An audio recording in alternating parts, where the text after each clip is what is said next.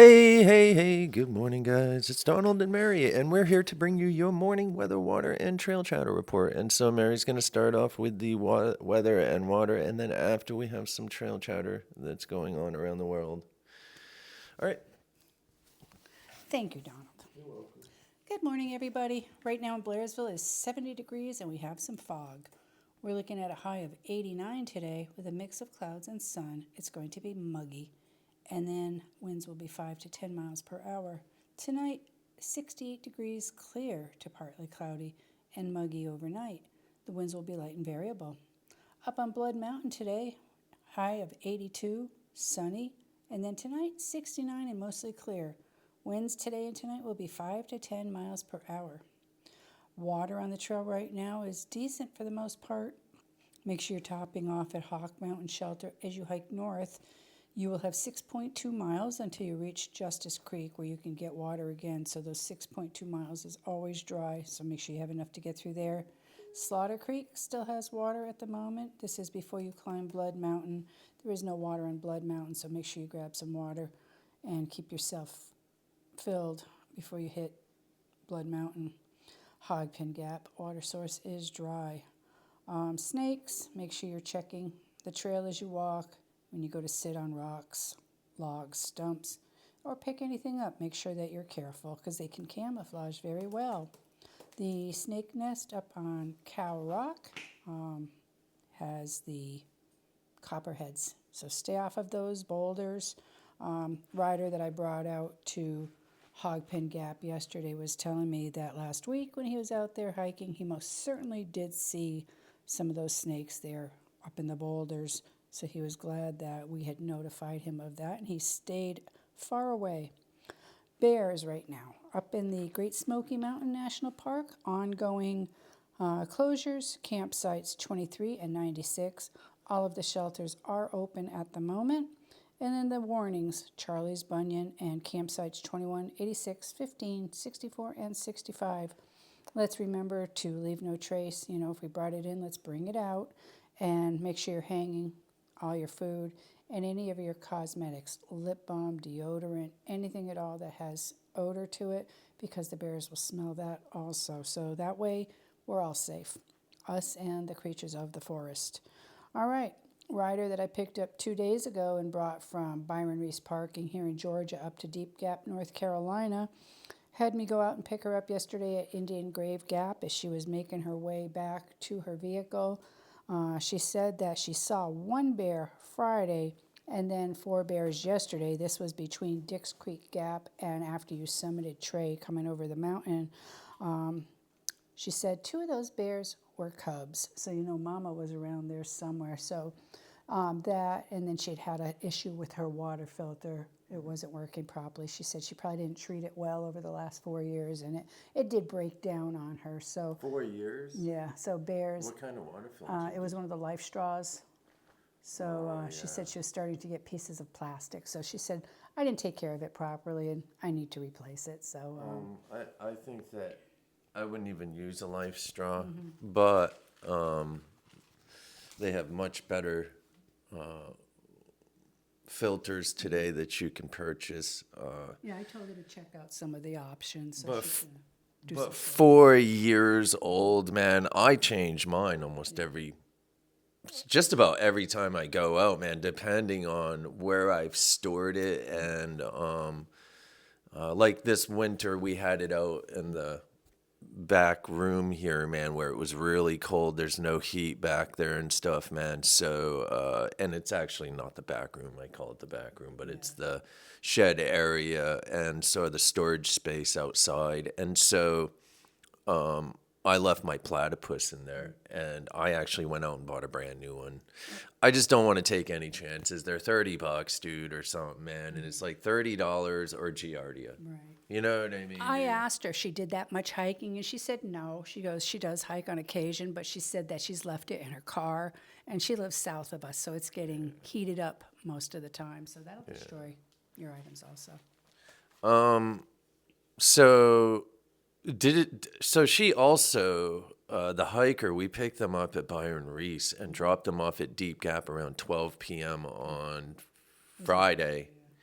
And so she started to hike right around 12 p.m. She busted off almost 30 miles, 31 miles in a 24-hour period. And she also said that it was just too much. Yeah, she said she wasn't prepared properly, and she most certainly did try to do too many Way too miles many and should miles, not have done that. She said, I didn't plan very well before I came here, and the next time I'm going to do a lot more planning. And she's more aware. She's done from Springer to Blood Mountain, but she's now more aware of the time needed to prepare properly and just be ready for it. So she's going home to make some Better changes plans, and that better makes plans, sense. and then she's going to come back out and enjoy it. She also said that she was all alone in that time frame. She didn't see any hikers until some folks were hiking northbound past her yesterday, and she said she was uncomfortable camping alone also. I don't blame her. Yeah. Yeah, it can get spooky out there, man. You know what I mean? Dude, I get creeped out too, man. But, I carry protection, so. Yeah, but I mean, I carry bear spray and stuff and a knife, so. That's another thing she said. She said next time when she comes back, she's going to be bringing bear spray with her. Yeah, and bear spray will screw someone up pretty good, man. You know what I mean, dude? So if you were in a bad situation, you know. But definitely she bit off a little bit more than she could chew. That sounds like there were multiple reasons for her to get off trail, and the last one was probably the bears, man. And So. she acknowledged it too, which is great because I think that's the first part of learning when you come to acknowledge whatever mistakes you may have made, and that way you can correct them and have a more enjoyable hike next time. Yeah. Well, cool, man. I'm glad that she had a good time at least and learned some stuff, actually, is really what's really a good thing to take away from her hike. So. All right, and so let's move on to some rescues, and we have multiple rescues. I don't know what Mary got in here, man, or what she was able to get to talk about, but I've read a little bit online this morning, and there was some stuff out there, heat-related stuff, bear attacks. I mean, just all kinds of stuff, man. So let's see what's going on around the world today. All right, so we have multiple rescues. Let's start in Honolulu, Hawaii. So Honolulu Fire Department responded to several hikers in distress this week. Most recently, on July 25th, HFD was called to Cocoa Head Trail after it was reported that an 8-year-old boy had fallen and suffered a possible head injury hiking with his family. An HFD chopper was able to airlift the boy off the trail, and he was transferred to emergency services where he was taken to the hospital in serious condition. Another incident, July 22nd, where HFD rescued a male teen hiker who had fallen in on top of the Cocoa Head Trail and was unable to descend on his own. He was treated by HFD and transferred to EMS for further evaluation. On July 23rd, hikers rescued a woman in her 40s on the Lanikai Pillbox Trail after she suffered an injury. She was airlifted and transferred to EMS for further treatment. On the same day, HFD also rescued a hiker from Laie Falls Trail after he fell and was unable to find his way back to the trail. When HFD located the hiker, they confirmed he was uninjured and airlifted him back to safety. On July 24th, a female hiker was on the Pu'ahai Trail in Tantalus, was rescued after she reportedly became lost and could not find her way back to the trail. HFD located the woman uninjured and airlifted her back to Manoa District Park. Now, I could be tearing these names up, man, and I apologize. I think you did a really great job with that last one there. What, the Pu'ahia? Yes. Yeah, thank you, man. I mean, it sounded almost like a Hawaiian It word, sounded didn't it? really good. Yeah, I think. it sounded You Hawaiian, flowed man. Right through that there. So, Right, dude. right. All right, so HFD urges the public to be safe when hiking. Assess your fitness level and hiking capabilities. Compare your level of fitness ability and experience with the trail condition. Be practical and realistic. There are wide varieties of trail in Hawaii, so pick one that suits your level, guys. You know, I mean, we all try to bite off more than we can chew, but you know, it can put yourself in a dangerous situation. So I'm glad that most of those were uninjured hikers and stuff, you know. That's right. All right, so Seward, Alaska. The National Park Service and Air National Guard rescued 2 people from a cliff face in a prohibited area of Kenai Fjords National Park in Seward Monday. They were called by Alaska State Troopers on Monday afternoon. They were told that 2 people were stranded in the Exit Creek Prohibited Visitor Zone. Exit Creek is the stream that runs off the Exit Glacier near Seward. Park rangers and other staff promptly responded and were able to contact one of the 2 people. The second, however, had been injured in a fall. That second person was extracted by an Air National Guard helicopter and transported to an Anchorage hospital. Park rangers helped the other person hike out of the area. For your safety, please remain in designated park trails. The release reads, closure in Kenai Fjords National Park are implemented to protect both visitors and park staff who respond to the emergencies. Once again, it goes back to people think they can just press buttons. I actually posted a really good article yesterday. They were discussing the difference between an SOS on an iPhone and an SOS on a Garmin InReach. Now, people have been trading out their InReaches for iPhones, which from what I understand from what the article says, Garmin and, you know, like Spa, InReach, whatever, man, they are connected with the SARS and National Guard and stuff. So they're set up so SARS can like go right in and look. Well, iPhone or these companies like Verizon and stuff, when they send off a signal, man, they're not set up just to go in there. You need a warrant and stuff, man. They didn't say this, but that's how that works, man. You need a warrant to get into a Verizon or AT&T account. You can't just get into it. So Garmin works with the entities that like SAR, the rescues that assist with the rescues. So Sounds like it could cause a great delay in getting it does. rescued. So It did actually, and that's what happened. They had a person. I can't remember if it was I think it was Alaska, and there was I could be wrong on this now. May have been Montana or something. But either way, the hiker slid down a 50-foot embankment or something and needed rescue, and they hit their iPhone SOS. And I guess that the rescuers had a harder time finding them because of the way that it works. And so definitely... an InReach is going to be your better choice right now. I don't know if iPhone's going to step up on their technology or the way that they work things or whatever, man. But a Garmin InReach, man, is really the way to go, man. now this is my understanding, and I could be wrong with the Garmin or any of those that you push that SOS. You push that SOS and it goes. We've had several riders that we've shuttled this year that have told me they have that iPhone with the the SOS and everything, but they said they still have to kind of get from under the trees and position themselves properly in order to get a signal out. So I think again that makes a great argument for having a Garmin InReach or one of those devices, and not to say that the iPhones or any of the phones that have the SOS now are going to be bad, but I think they just need probably more time to develop, and the processes need to allow for prompt rescue. So I'm still going to be wanting to carry an InReach or something just for that safety. Sure. Yeah, definitely. And so we've also used the not SOS, but the satellite texting with Jordan when we had a hiker that was coming off trail. I can't remember if he was sick or the dog was sick, but I can't remember. I think he was just overall having a bad time. Yeah.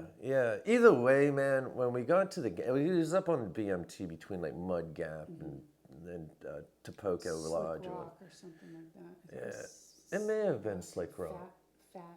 Oh yeah, it was. It was Fat Gap or something. That's up by Fat Man Gap or Tapoca. yeah, that's right, dude, man. And so we found out that when Jordan got up there, man, it was getting late too. It was like later in the evening, and so it was getting dark. And so Jordan got up to the USFS, or the access road where this man was, and we located him. We had him drop a pin, and he was 6 miles up a USFS road that was gated off. And so the dude, man, didn't have much service either, and his battery was dying. I mean, this dude was a mess, man. And he was unprepared as unprepared could be, man. Like he was just unprepared, man. But either way, dude, we were having so when Jordan got there, he texted us and told us that he had service. He texted us and told us that it was gated off. So I think the guy messaged us or something, man, and we told him to sit still, actually, and we had someone walking up in to meet him because I think the road went a different way too, man, and we didn't want, because the trail comes out and it like crosses the road, I believe, and we didn't want to have him walk the wrong way. And so we were just like, sit still, man, Jordan's coming up in, let's go ahead and let's just walk up in and get you, man, and get you back out of there. Well, there was no service up in there, and Jordan walked up in and used his satellite text message to message us. And so we were able to communicate with him using his iPhone feature. I think the texts were kind of, they were delayed, if I remember correctly. So it does work. But like Mary was saying, man, you do need a clear area and probably the right satellite to pass by. And, I don't know if this makes a difference or not, but this was at the end of March. So, the trees are still pretty clear of the leaves. So perhaps, having a little more open sky could probably assisted with that a little bit. But I know if I ever had an emergency, I'd want that instantaneous. Push that button, here they come. Yeah, right, dude. Right, dude. Yeah. All right, and that's actually another thing. Now that you say that was in the article. They were talking about that there's a delay with the text or the SOS, or and so that caused issues with the rescue because you need an immediate response, and so with the Garmin InReaches, they're set up to work that way. Yes. All right. And so we have a bear attack now in Anchorage of Alaska. So one person is stable of a bear attack in Eagle River Saturday, according to Timothy Garnett, a park ranger with the Gugach State Park.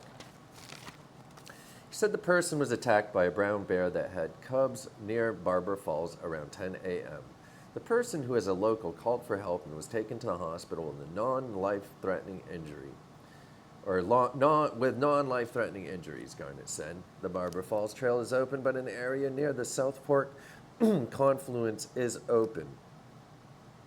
The Barber Falls Trail is open, but an area near the South Fork confluence is open. Is not open today. Oh, the Barber Falls Trail is not open, but in an area near the South Fork confluence is open. The bear was either surprised or being defensive. Biologists say it's an area where bears often eat salmon, according to Garnett. Garnett said a dog was off leash when the attack happened, but park rangers so far have not heard any reports of it being injured. Chugach State Park Rangers are advising people in the area to stay alert, carry bear spray, deterrent, and leash pads. Garnett said that since the attack was likely defensive, the bear will likely not be euthanized. All right, we have a couple rescues in Phoenix, Arizona. This was a group of 8 that was hiking in the desert, in the mountains, or wherever.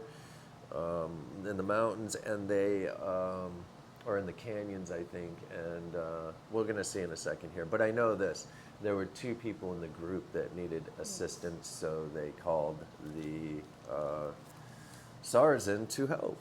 And so rescues in Arizona, Phoenix. Several hikers were rescued from mountain trails across the valley after experiencing heat-related symptoms on Saturday.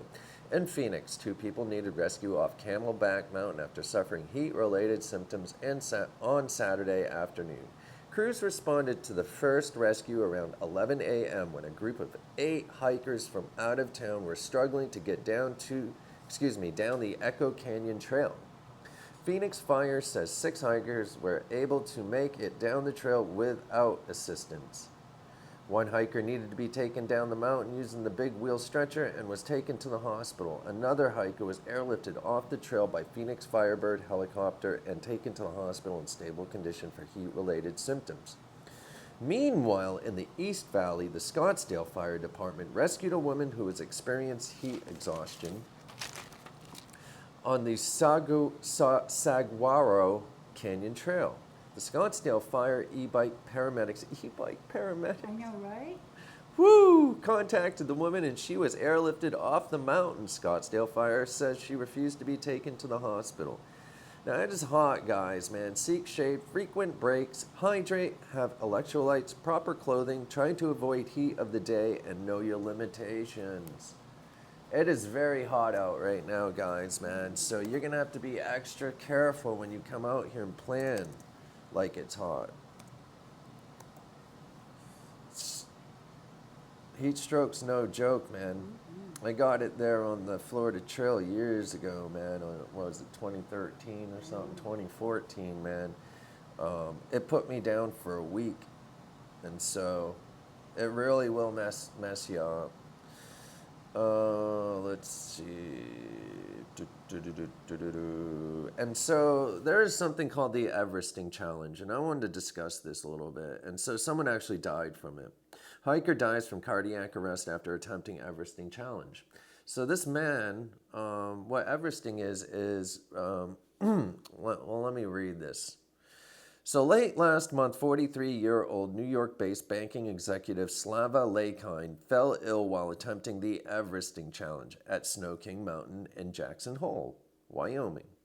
This trend, which has grown popularity with uphill athletes around the world, involves picking a hill and riding, running, or skiing up and down it, often with no sleep until you climb 29,000 feet, the height of the tallest mountain in the world. Hikers don't need to enroll in a formal Everesting event to participate in the challenge, but several peaks around the world hold competitions. Some athletes opt to tackle half or a quarter of the elevation gain of Mount Everest as an alternative. Some formal competitions, like the one in Jackson Hole, come with an entry fee of up to $6,000. This is the 3rd year that Jackson Hole hosted the Everesting Challenge, and it had about 300 registered participants. Snow King Mountain is among the steepest peaks that athletes tackle in an attempt to climb 29,000 feet. Lakind successfully tackled Snow King Mountain 6 times, climbing 9,426 feet before falling ill. 5 days later, Lakind died due to an electrolyte imbalance causing a cardiac arrest, according to the Teton County coroner. Although it's unclear what type of electrolyte imbalance Lakind experienced,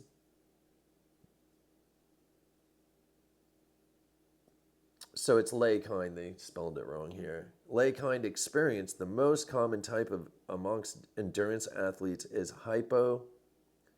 Hyponatremia, that may be wrong, which can happen when athletes drink too much water without replenishing sodium levels. An acute hyponatremia, low sodium can cause brain swelling, a coma, and death. Complications from hyponatremia have led to at least 14 athlete-related deaths in the past 44 years. In events like the one Lakind was participating in, medical professionals are typically nearby to treat conditions like hyponatremia. Lakind's family is currently investigating the treatment he received prior to his death. The Mayo Clinic advises athletes to educate themselves to drink sports beverages during demanding activities and to drink the appropriate amount of water during endurance sports to avoid hyponatremia. Lakind achieved early success in his field. His obituary read, "Despite his significant professional success at a young age, Slava's role as a husband and father was his greatest achievement, passion, and pride. He fervently supported his children, bringing love and sense of calm to the wonderful chaos of a full house. Now, that's interesting that they say that, because I see a lot of people, man, that just suck that water right now. They're just like, it's like connected to their mouth, and they just keep drinking and drinking and drinking. And, you know, that can be worse than, well, not worse, but you need to drink a balanced amount of water and electrolytes. You can't just keep drinking and drinking and drinking. I think people get worried they're going to get dehydrated, and they just think that drinking and drinking and drinking is going to help them. Well, it's not. So this definitely is a good article to actually Bring that to light. yeah.